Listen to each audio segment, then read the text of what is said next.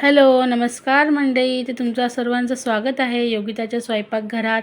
तर आज आपण करत आहोत सफेद वाटाण्याची उसळ. झटकेपट पटकन आपले सफेद वाटाणे भिजवून घ्यायचे 2-3 तासात. आपलं हे बघा सगळं वाटप वगैरे तयार आहे. बस एकदम पटापट होते. ही तुम्ही भातावर कशावरही खाऊ शकता. हे बघा आता आपण हे तेल गरम करत ठेवलेलं आहे. तेल गरम झालं की त्यात तुम्ही कांदा टाका. कांदा चांगला परतून झाला की आपण ते बघा व्यवस्थित परतून घेतलेलं आहे. छान असं खरपूस परतून घ्यायचं. मग त्यात टॅमॅटो टाकायचा. टॅमॅटो पण चांगला परतून घ्या व्यवस्थित आणि मग थोडंसं मीठ टाकायचं त्याच्यामध्ये. आणि आपली ही वाटाण्याची उसळ आहे ना, तुम्ही कधी पण पटकन पाहिजे तेव्हा करू शकता. 2-3 तास आधी गरम पाण्यात भिजत घातलात ना, खूप छान सुंदर होते एकदम. आणि आता ह्याच्यामध्ये हे सगळे आपले घरगुती जे घरातले मसाले असतात, हळद, मीठ, मसाला, गरम मसाला, काश्मीरी मिरची पावडर, जे काय असेल ते आपले खजानातले मसाले काढा, त्यात टाका, थोडंसं पाणी टाका, मस्त फ्राय करून घ्या. झणझणीत एकदम मस्त एकदम छान. वाटाणे पण आपले टाकलेले डायरेक्ट कुकरला आणि करतो आहे आपण.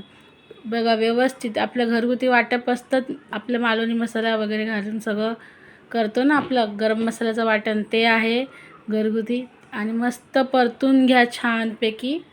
आता ह्याला चांगलं आता परतून झालं की त्यात थोडं पाणी टाकायचं. पाणी तुमच्या आवडीनुसार टाका. तुम्हाला जितका रस्सा हवे तेवढा पाणी टाका आणि कोथिंबीर टाका. चांगली त्याला उकळी काढून घ्यायची. आता एकदम छान सुंदर लागते. तुम्ही भाताबरोबर खा, चपातीबरोबर खा, भाकरीबरोबर खा, कशाबरोबर पण खाऊ शकता. म्हणजे डाळीची गरज नाही, भाजीची गरज नाही. एक नंबर लागते उसळी, भारी लागते एकदम झणझणीत अशी छान बनते बघा. आणि कुकर लावायचं. तुमचे जर वाटाणे शिजत असतील लवकर तर 3 शिट्ट्यात पण होतील. नाहीतर तुम्ही 4-5 शिट्ट्या काढून घ्या छानपैकी. एकदम आम्ही 5 शिट्ट्या काढल्यात कारण का आमचे वाटाणे काही शिजत नाहीत. हे बघा कशी तर्री आली आहे बघा. आपली वाटाण्याची उसळ तयार झालेली आहे. एक नंबर भारी.